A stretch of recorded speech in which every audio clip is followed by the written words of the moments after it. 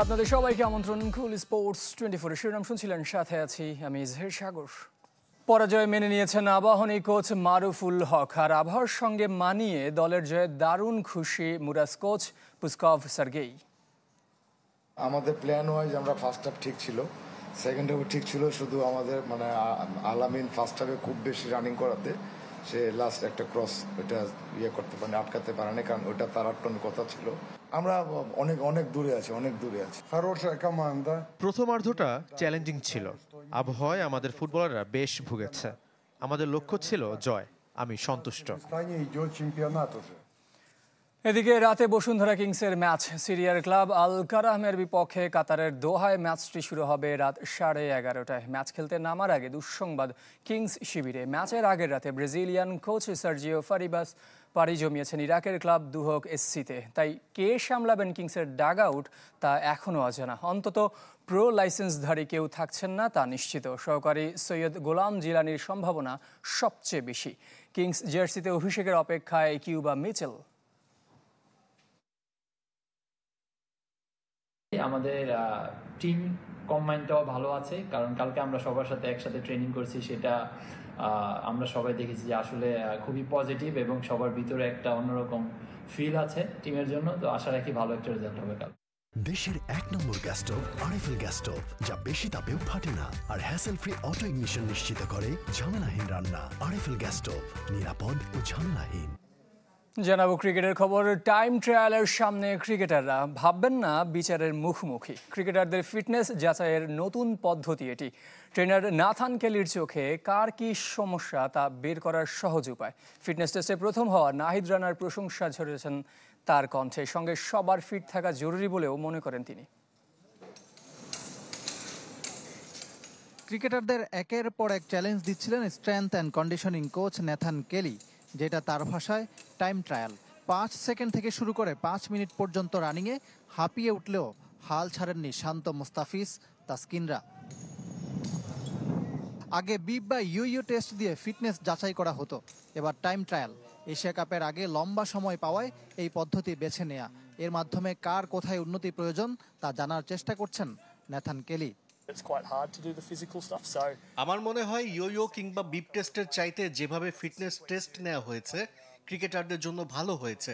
কার কোথায় উন্নতি করতে হবে এটার মাধ্যমে জানা গেছে। ফিটনেস নিয়ে নানা রকম ধারণা আছে।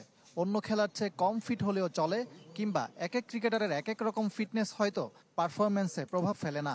উদাহরণ হিসাবে উঠে আসে বিরাট কোহলি ও রোহিত শর্মার দুরকম ফিটনেস, যদিও এই ধারণার সাথে একমত নন কেলি। আমি দ্বিমত করছি। সবার জন্যই যথেষ্ট ফিট থাকা জরুরি। ক্রিকেটাররাও অ্যাথলেট।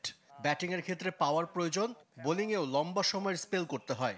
অ্যাথলেট হলেই আপনাকে শতভাগ ফিট হতে হবে।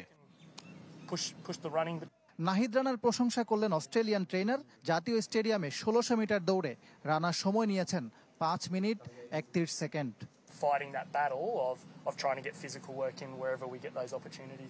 ফিটনেসে ঘাটতি আছে এমন ক্রিকেটারদের একটা অভ্যাসের মধ্যে থাকা জরুরি বলে মনে করেন নাথান কেলি।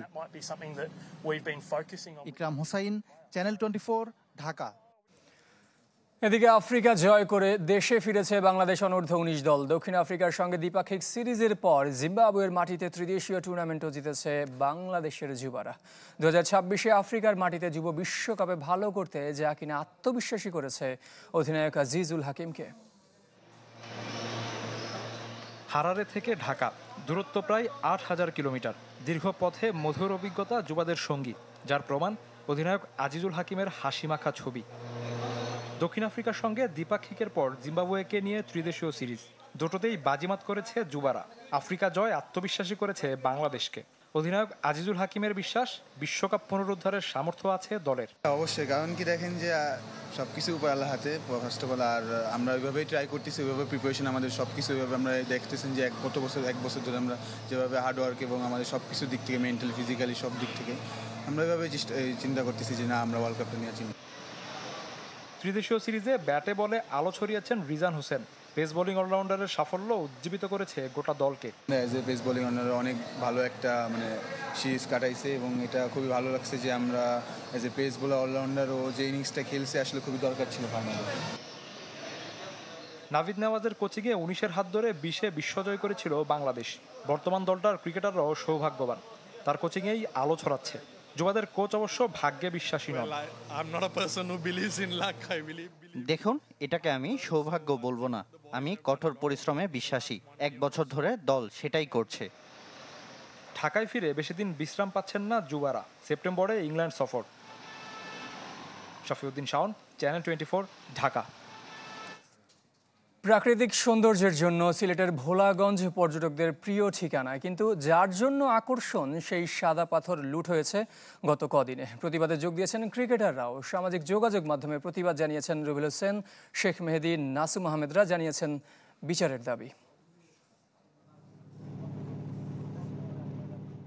প্রাকৃতিক সৌন্দর্যের লীলাভূমি সিলেট জেলার অন্যতম দর্শনীয় স্থান ভোলাগঞ্জ। স্বচ্ছ জলরাশি, রং বেরঙের পাথরের স্তূপ আর সবুজ পাহাড়ের আকর্ষণে দূর দূরান্ত থেকে আসেন পর্যটকরা। সাদা পাথর নামেই যার পরিচিতি। তবে সেই সাদা পাথর আজ পাথর শূন্য। আইনের তোয়াক্কা না করে অবৈধ উত্তোলনে কমাসের ব্যবধানে ধুধু প্রান্তর পুরো এলাকা। প্রতিবাদের ঝড় উঠেছে চারপাশে, ছোঁয়া লেগেছে ক্রিকেট আঙ্গনেও। আমরা কবে মানুষ হব, আক্ষেপ শেখ মেহেদীর। সিলেটের সন্তান না হয়েও ক্ষোভে ফুঁসছেন রুবেল হোসেন। এখানে আসলে সবাই যায়, দর্শনার্থীরা যায়। আমি নিজেও, আমি আমার ফ্যামিলি নিয়ে গেছি সাদা পাথর, বুঝছেন। ওইখানে এইভাবে একটা মানুষজন পাথরগুলো উঠাই নিয়ে চলে যাচ্ছে, বাট কেউ কিছু বলতেছে না। এটা খুবই দুঃখজনক। সিলেট থেকে উঠে এসেছেন এবাদত, নাসুম, খালেদ, জাকের আলীদের মতো এক ঝাঁক জাতীয় ক্রিকেটার। নিজ এলাকায় এমন লুটপাট আর অনিয়মে বিরক্ত তারাও। দেখে খুব খারাপ লাগছে। আমি মাঝে মাঝে সময় পেলে এখানে যাইতাম, সুন্দর জায়গা, সময়টা। এরকম যদি হয় তাহলে তো অবশ্যই খারাপ। পর্যটন রক্ষা হচ্ছে না, কারণ পর্যটকরা বয়ে যাচ্ছে না, এই জন্য রক্ষা হচ্ছে না।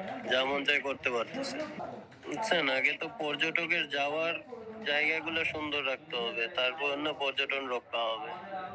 প্রশাসনের দিকে তাকিয়ে ক্রিকেটাররা। পর্যটন শিল্প রক্ষার আকুতি তাদের। পর্যটন নগরী হিসেবে পরিচিত সিলেট যদি এভাবে নষ্ট করা হয় তাহলে তো ভবিষ্যতে খারাপ সময় আসবে। তো অবশ্যই এদিক দিয়ে প্রশাসন বলেন, সরকার বলেন, যারাই দায়িত্বশীল পর্যায়ে আছে, অবশ্যই ওদের পদক্ষেপ নেওয়া উচিত। প্রশাসন এটা সুস্থ তদন্ত করে পাথরগুলোকে সুন্দর করে আবার ওই জায়গায় নিয়ে সাদা পাথরের যে ঐতিহ্য নষ্ট করতে দেওয়া যাবে না আমাদের দেশে। দেরিতে হলেও টনক নড়েছে প্রশাসনের। অভিযান চালানোয় এখন বন্ধ ধলাই নদে পাথর উত্তোলন। আইনানুগ যে কার্যক্রম আছে সবগুলো আমাদের চলমান আছে। একই সাথে এলাকার লোকজনকে এতে ইনভলভ করা যায় কিনা আমরা দেখছি, তাদের সাথে আমরা কথা বলছি। আবারও কি পুরনো রূপে ফিরবে ভোলাগঞ্জ? প্রশ্ন এখন সবার। রেদওয়ান শুয়েব, চ্যানেল 24। আবারও জানাবো ক্রিকেটের খবর। জুলাইয়ের আইসিসির বর্ষসেরা ক্রিকেটার হয়েছেন শুভমান গিল ও সোফিয়া ডাঙ্কলি। প্রথম ক্রিকেটার হিসেবে 4 বার এই পুরস্কার জিতলেন ভারত অধিনায়ক। অ্যান্ডারসন টেন্ডুলকার সিরিজের 3 টেস্টে গেল মাসে খেলেছেন গিল।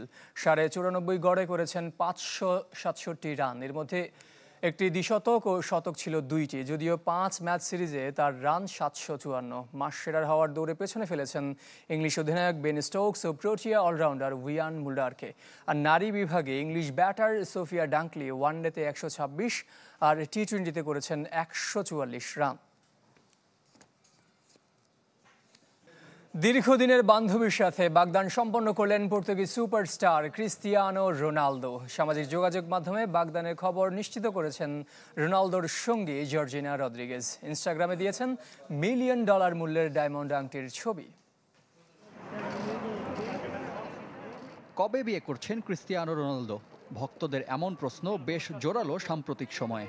আল নাসরে নাম লিখানোর পর সৌদি আরবে পাকাপোক্তভাবে থাকতে বিয়ের বিষয় সামনে এসেছিল। প্রায় 3 বছর ধরে বান্ধবী নিয়ে বিশেষ নিয়মে সৌদিতে থাকছেন CR7। তবে সঙ্গীকে কথা দিয়েছিলেন সঠিক সময়ে বিয়ে সেরে ফেলবেন। অন্তত এক ধাপ এগিয়েও গেছেন ক্রিস্টিয়ানো রোনালদো।